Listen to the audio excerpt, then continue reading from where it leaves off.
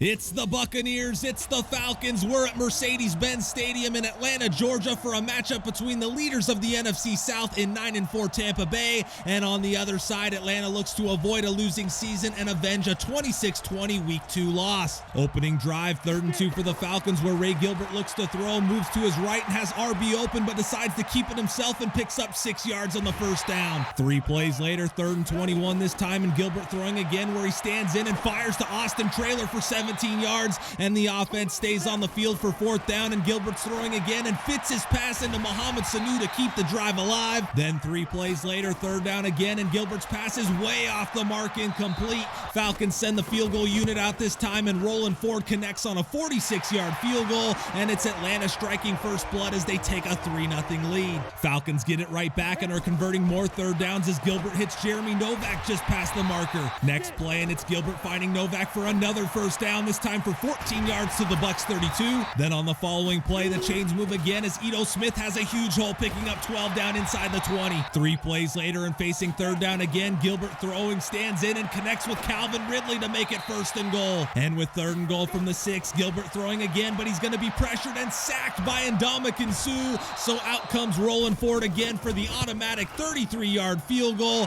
and the Falcons extend their first quarter lead to 6. Ensuing drive, Bucs facing 3rd and 9, where Jameis Winston stands in a clean pocket before firing to a wide-open Chris Godwin, who has a 27-yard gain across midfield. Then on 3rd and inches, Winston's looking to throw again, but is off the mark, incomplete on the slant. Field goal unit comes out, and the holder's going to keep it as Nick Fitzgerald picks up just enough to convert. So the drive stays alive, and facing 3rd down again, Winston fakes the give and wants Mike Evans, but Desmond Trufant with the tight coverage forces the incompletion. Field goal unit comes out again, no fake this time, and the Matt Gay kick is off the crossbar and no good. So Tampa Bay comes up empty and continues to trail by 6. Second play for the Falcons, and the fullback Jordan Buggs squashes 10 yards into Tampa Bay territory. 2 plays later, Gilbert looking to throw, and he's going to fire a dangerous pass under pressure that somehow finds the hands of Austin Traylor for the 1st down. Then facing 3rd and 10 from the 22, Gilbert throwing again, moves to his right and throws on the run to Austin Traylor, who has it before the hit jars it loose.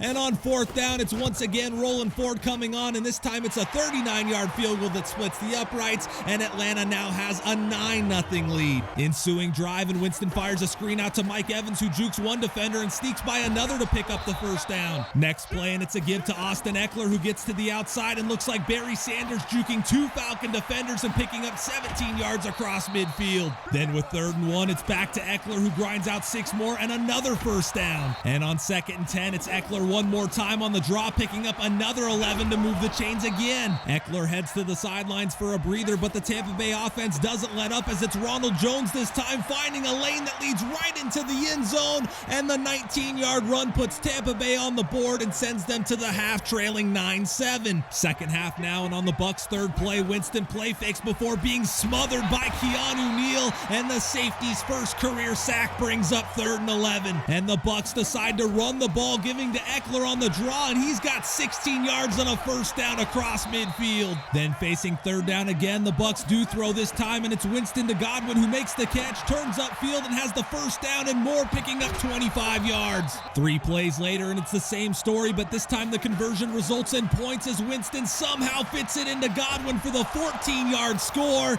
and Tampa Bay takes their first lead of the day as the touchdown pass makes it 14-9. Falcons looking to respond, and on their 4th play, Gilbert drops the throw, stands in, and delivers a rocket to Calvin Ridley for a 1st down. Next play, and the chains move again as Ito Smith has 13 yards on a 1st down into Bucs territory. Next play again, Gilbert looking to throw, and like stale bread, he crumbles to the turf as Vita Vea takes him down for the sack. So facing 2nd and 20, Gilbert throwing again, and no crumble this time as he hits Ito Smith, who has room to run and picks up 23 yards to move the chains. Then on the following play, it's Brian Hill off the left side, and he also has room to run, picking up 10 more and another 1st down. 2 plays later from the 7 and make it 1st and goal as Hill picks up 6 more down to the 1. And on the very next play, it's Hill one more time walking into the end zone and putting the Falcons back out in front as they take a 16-14 3rd quarter lead. Ensuing drive, 3rd and inches, where Winston play fakes but has no time to look to throw as Maurice Ramsey drags him down for the sack, then plays his invisible drum kit, and the 10-yard loss results in a Buccaneers punt. Falcons facing a 3rd down of their own, where Gilbert Gilbert fires down the seam to Austin Traylor, who hangs on to the 16-yard catch to convert. Falcons at midfield now, and on the first play of the fourth quarter, they're going backwards as Gilbert looks to throw, starts to scramble, and tries to throw it away, but ends up sacked for a loss of 6. And on 3rd and 15, Gilbert throwing again, stands in and fires to Calvin Ridley, who makes the catch but is shy of the marker. Falcons offense stays on the field, and on 4th and 4, Gilbert throwing and steps up, but right into the arms of Vita Vea for the sack and a turnover on downs.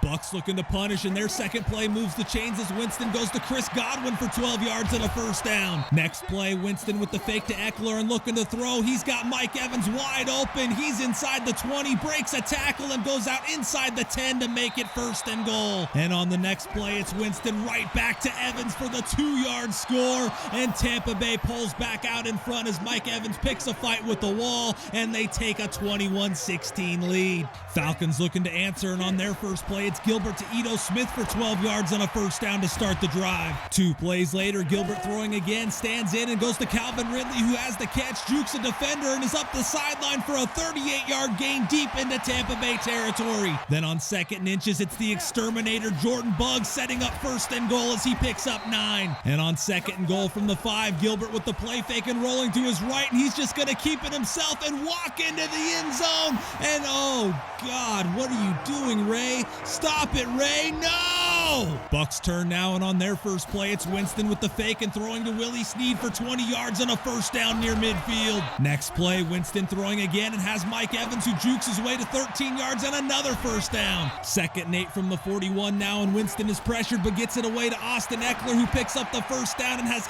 18 yards down just outside the Atlanta 20. Then 2 plays later, and the chains keep moving as Winston hits O.J. Howard, who breaks a tackle and picks up 13 more to make it 1st and goal. And on 2nd and goal from the 1, it's Winston right back to Howard for the 1-yard score, and with 4:16 to go, the Bucks have once again taken the lead. And lining up to make it a 7-point game, Winston is again throwing, and he's got the other tight end, Jordan Leggett, for 2 points to make it 29-22. Atlanta needs a touchdown, and 2 plays into the drive, they're on the move as Gilbert hits Ito Smith for 19 yards and a first down near midfield. Next play, Gilbert throwing again and wants Austin Traylor, who would rather play defense than try to catch the ball, and it's P.J. Williams with the interception as Atlanta turns it over with 2:53 to go. Falcons get it right back, but facing 3rd and 14, Gilbert throwing, fires down the middle, and is nearly intercepted again. So 4th and 14 now, Gilbert throwing again and throws to the post where Devontae Barclay stops running his route, and the pass is incomplete.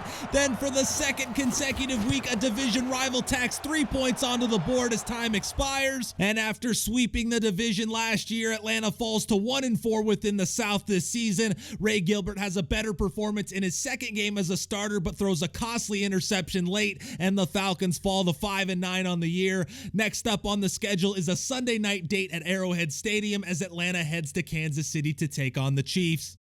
All right, guys, so yet another loss as we fall to the Bucks, and they too decide to kick a field goal as time expires. Got a much better game out of Gilbert that time around, and I can't tell you how much I hate that wide receiver defender interaction where as the ball's coming in, the receiver turns his back to the ball and plays defense instead of going for the catch.